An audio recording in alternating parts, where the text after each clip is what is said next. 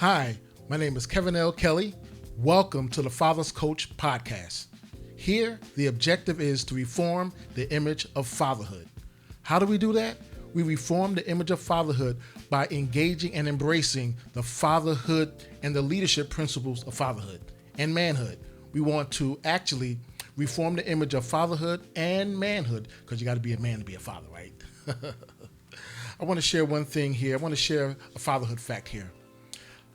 Just the facts. This is from the National Fatherhood Initiative. Higher quality father-daughter relationships is a productive factor against engagement in risky sexual behaviors. What did Chris Rock said? His main job was to keep his daughter off the pole. We'll be back with you in a few seconds.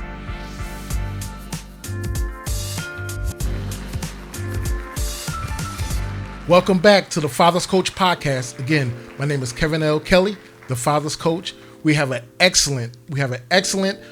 powerful session tonight, this evening. So what we want to do is, I want to introduce Mr. Weldon Spellman. He's one of my mentors here, but I want to share a little bit about his bio real quick. Mr. Weldon Spellman, a Delaware native, received his bachelor degree from Delaware State University. He retired in 2015 from the Division of Family Services as a training administrator. Since his retirement, he is currently a member of the supervisory board of his credit union and was appointed by the governor to the Child Placement Review Board to oversee foster care placements in Delaware. Mr. Spellman was one of the founding members of the state-funded Delaware Fatherhood and Family Coalition. Mr. Spellman is the past president and board chair of the Father Mentoring Fathers nonprofit, facilitate a weekly men's development group. Welcome, Mr. Weldon Spellman. Thank you so much. I appreciate you. Good to see you. Thank you for having me. Well, I want to start off right here because I think it's interesting how we met. So it had to be from this organization that you were talking about here, Father Mentoring Fathers. Father as the president, yes. So you were the president there, and actually during the transition of that organization, you wanted to offload some money. Yes, I did. You wanted to offload some money. So when you were offloading some money, you wanted to give back to the organization that you helped founded. Absolutely. And at that time, I was the president of the Kent County chapter of Delaware Fatherhood Family Coalition. So this is the funny story. So I'm in the Poconos with my family. We having a good time. I get this phone call in from Delaware, strange number. This is about a guy who wanted to give me some money. I'm like, you want to give me some money personally? No, I want to give the organization some money. I want to help, with fathers. I want to help with fathers. So he said, you know what? I'm going to give it to this man they call President Kevin Kelley. So I said, well, I won't be back in town about the next 4 or 5 days or whatever. He said, I'll wait and I'll give it to you. And that's what you did. And I was so shocked. And when I got off the phone, we was actually at a putt-putt. He was playing golf or whatever. And I was telling my wife, I said, this guy said he's going to wait. Why don't you just give it to these cats, right? Whatever. But it was divine that we met. Right. Because once we came back in town and we met that Sunday evening or whatever, and you gave us the check. Right. You gave us a check, which allowed us to do some things. So talk about the organization. You have a good memory. Yeah. That was good. Yeah. The organization that you gave the money from. Did you cut the check from? It was in transition. We had decided that there were other fatherhood initiatives that were doing some of the similar things that we were doing. Yes. And so we decided to go ahead and lock down and transition from that into different areas from the board personally. So there was some money left. Yeah. The corporation wanted to make sure that when we closed business that it was clean, and we wanted to make sure that whatever is left will be given to people who were doing the mission that we were trying to promote in Delaware. Wow, that sounds like integrity. This sounds like integrity. And you don't see you see a lot of African Americans that have integrity, a lot of African American businesses that have integrity, but it's not shown. It's not shown that much. So I really appreciate you for doing that. And from that evening, it was a Sunday evening, I remember, and when you handed over that check, we talked for about 2 hours. Yeah, we did. Sitting in the car, we talked for about 2 hours, and we had joint beliefs same core values. I actually gave you one of my books. That's right. You did. Sonship, Fathering, and Journey of Becoming. But definitely, I want to hear more about the DFFC, Delaware Fatherhood Family Coalition, the founding days. Can you share about that? Well, it had to figure out how we're going to put that organization in the community and have the community have buy-in. Okay. And it was supported by the Department of Children, Youth, and Family. And we had some funding that would help people understand what is fatherhood, what does father mean. So I was brought on as the curriculum developer for fathers to understand the different developmental stages of children, so they can be engaged in their families. So that was my main thrust, but also in the organization to see if we could continue to grow this idea and this engagement, this community engagement. And it grew. Do you remember what year that it started? Oh, I want to say... I bring that up for a reason. 2012, maybe? 2012. So, and it ended 2023. So about 11 years. So it was a successful initiative. Sure. A lot of times we get a little dismayed when we have initiatives, it opens and we get money backing it, and we provide value, but then we have to close the doors at some point, right? But still, for 11 years it was solid, and the funny thing about that organization, I want to share this real quick too, is I think it was right before the pandemic, I had this vision about reforming the image of fatherhood. And we had a meeting about 3 weeks after I had that vision. And I was talking to some of the DFFC guys and some of the coordinators, state coordinators and everything. And I said, you know what? I have an idea. I would like to bring this idea. I said, now, me doing the Father's Coach, I'm going to take it. That's mine. That's mine. I believe it came from God to me, kind of thing. But I would like to share that idea with you. And we was at Panera Bread. We talked about it. And they said, Kevin, that's a great idea. I think we can do this. We created a PowerPoint presentation with that whole imagery and the whole backing and the whole content and everything. And the last 2 years, they actually ran with it. It was idea. I was like, it's mine, and I shared with them. And then, but the funny thing is, they actually lost funding. I don't know if you call it lost funding or they shifted funding or whatever. Okay. And no longer it was. But it was great when I was a part of them, and I know it was great when you helped start it. That's awesome. So what are you doing now?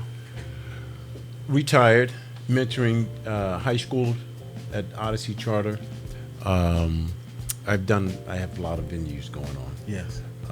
Helping people that we talked off of the ledge by working with the county police. Yes. Right? We call it Hero Help. Everyday heroes. It's associated with attack addiction. And I'm facilitating a developmental group for men, young and old men. Okay. Actually, it's Tuesdays at 7. Okay. And we do it Zoom. Any man can come on, and it's the biblical pillars that we use. Okay. But we use this Kingology book to work through. But we let men tell their stories. So let me back up there. So are we talking about this organization called Elevate? Yes. So can we back up a little bit? Are you married? Yes, I am. How long have you been married? 36 years. 30 what? 6. 36. Yeah. What was I doing 36 years ago? What was I doing 36 years ago? Wow, that's awesome. So you've been married for 36 years. You have any children? Twin boys. Twin boys, okay. Can you talk about your family a little bit? Well, the Elevate idea came from one of the twins. Okay. He had a financial conglomerate that was called Elevate LLC. Okay. In an untimely death at 24 of January 13th of this year, I lost my son, Philip. Oh.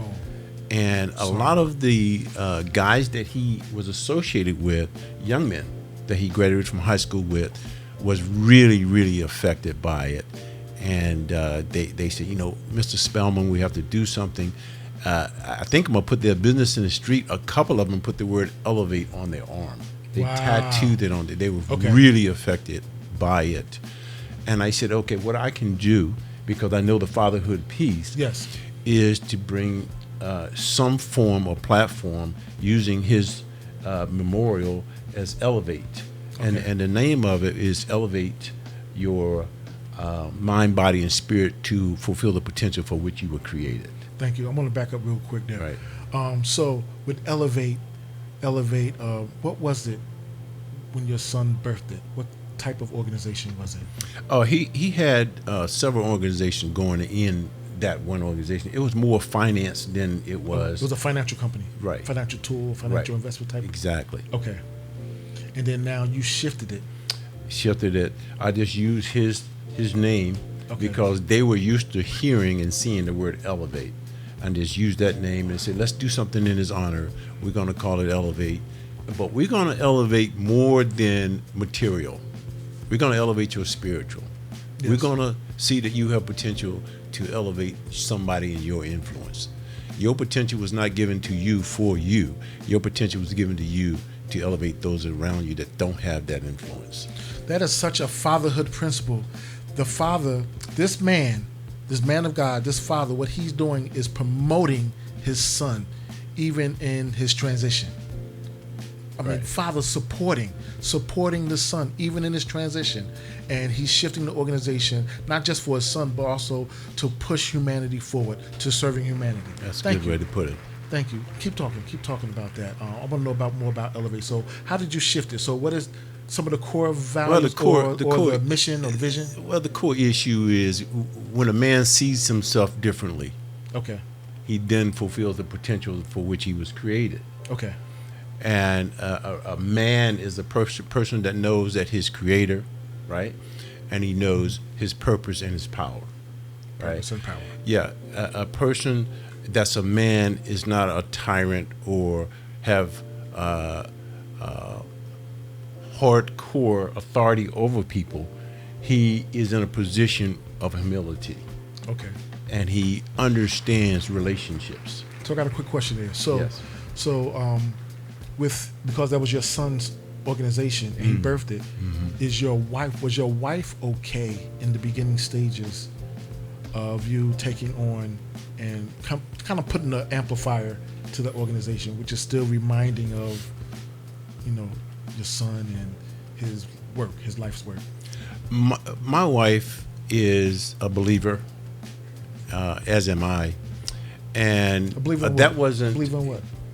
She was a believer in God sending his son for the redemption of our salvation. Yeah. She's and I just said that because I cannot be fully manifested as a man, without what God put next to me as my helper. Awesome. And a man must be doing something to be helped. So when I said I wanted to do something from somebody else that would improve them, she was automatic on board whether it was for my son or not. Wow, that's awesome. So for a man, so let me go back to the wife thing, because this is good.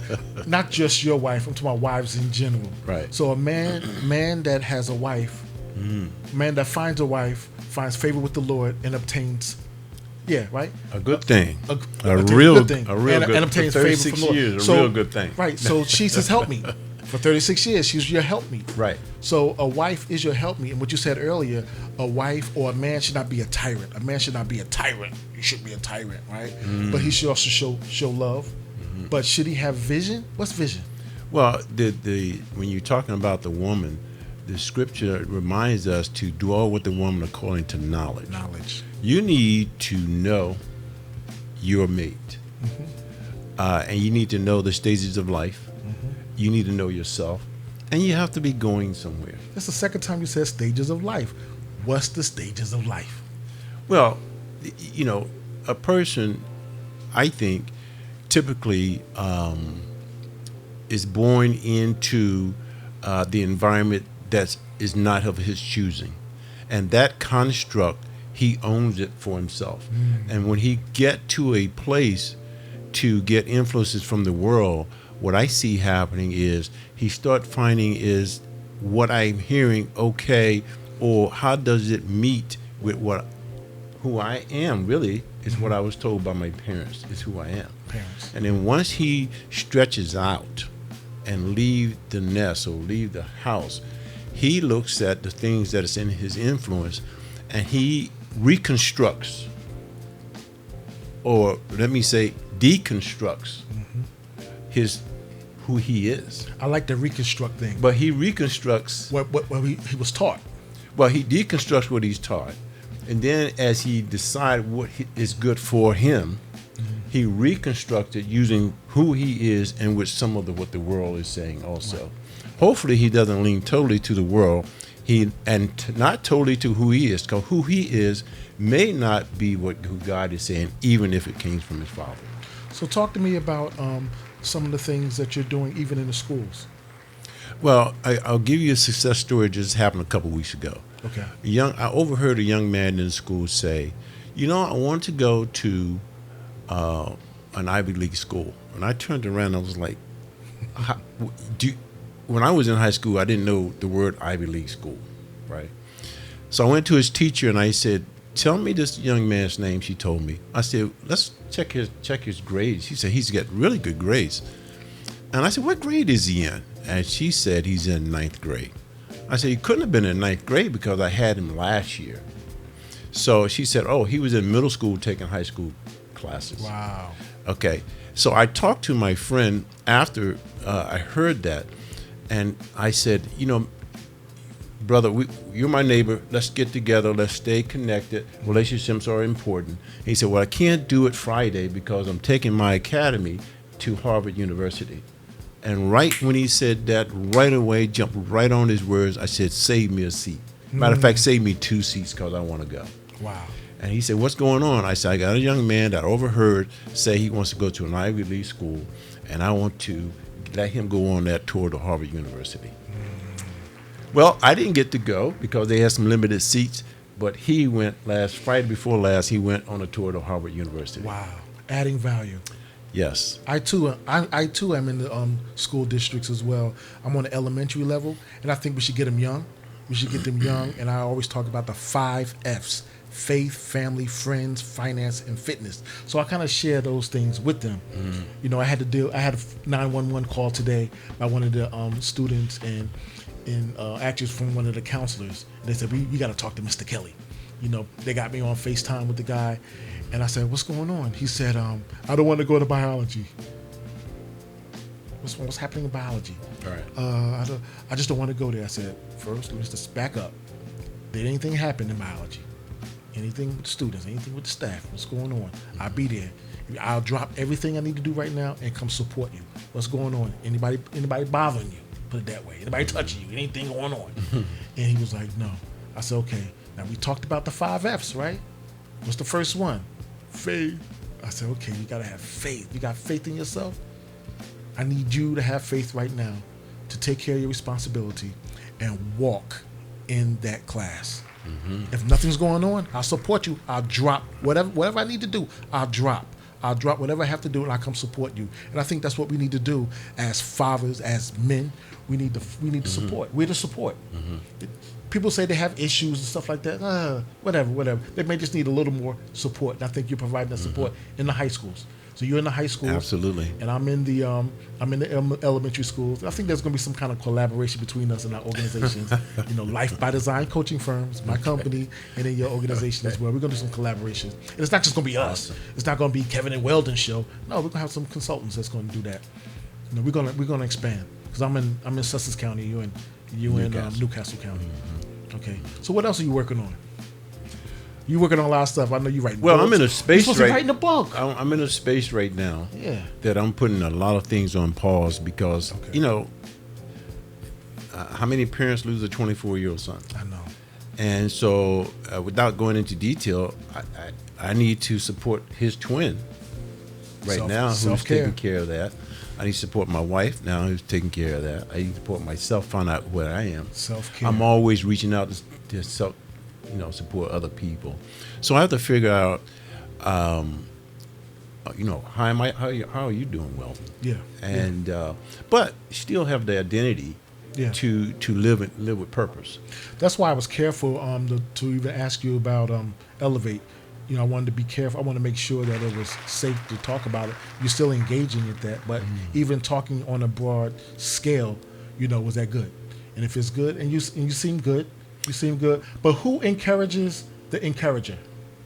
You know what I'm saying? Right. Who, the person that offers self-care? Who encourages the encourager? That's what we have to do. So we have to do self-care. We have to make sure. And what I really love what you were saying earlier, that you need to take, you took a pause. Maybe you're writing a book. You took a pause. You disengaged with the things that that you was able to disengage from, and then make sure that the wife was good. Make sure that your other son was good. Twin son was good. I commend you for that. Well, one of the things that the principles of what we're trying to help men develop is we're only in authority to the extent that we're under authority. Yeah. And so, who do you have in your life that's a strong spiritual man that you're willing to lean on? You that can't. That sign right there says the art of mentoring. Right. That's what you're talking about. Exactly. And so, you're not too old to get support from others that have lived this life. There's a principle called followership. One of my mentors out on the West Coast, Tracy Armstrong, his book is called Followership, and I think the subtitle is called The Leadership Principle That No One's Talking About. Followership, because we all want to be leaders, we all want to be in charge, we want our name on a logo, we want our name on a marquee and everything. But the deal is, have you followed someone? Have you followed someone? Have you received that? Are you able to disengage, as you say? Are you able to disengage and get poured into? That type of thing. I did a training, as you was reading the little short bio about being in the professional development group. I did a training called Will I Follow Me? Wow. Will I follow me? And if you look back on your leadership or whatever you're putting out there, wow. If it was someone else, would you follow it? But it was you. Wow. Yeah. I want to do one more father fact.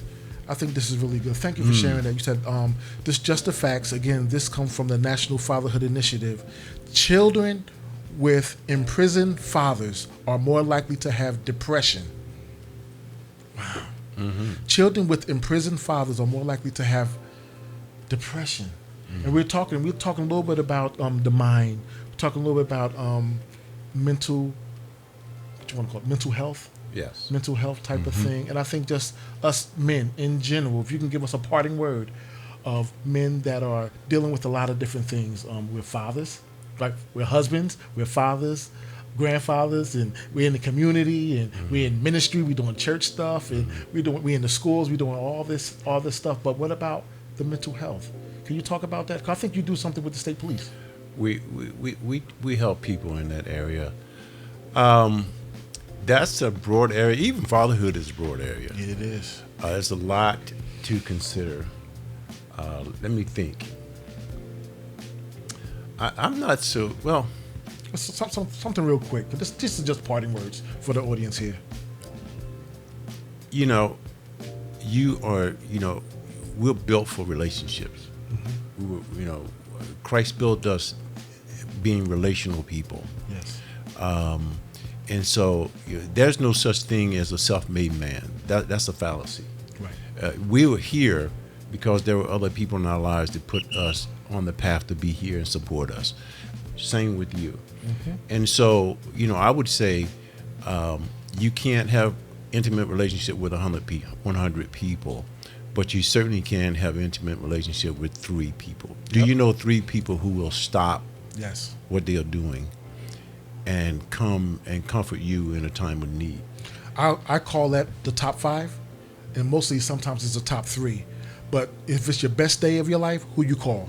If it's the worst day of your life, who you call? And if your wife's getting on your nerves, who you call? top 3. But thank you, Mr. Weldon. I call you Mr. Weldon. I don't call you by your last name. I call you Mr. Weldon. You're one of my mentors. I thank God for you. Yes, sir. And we're always praying for you. And we're gonna keep connecting. We're gonna keep chopping it up. I appreciate the relationship. Yeah, I love you. I love you too, brother. All right. Thank you. Keep it tight. Much respect. All right. Likewise. We had an excellent podcast with Mr. Weldon Spellman. He's one of my mentors. Excellent. I think everybody should subscribe, comment, and like the Father's Coach podcast here on YouTube. We'll see you again soon. Thank you.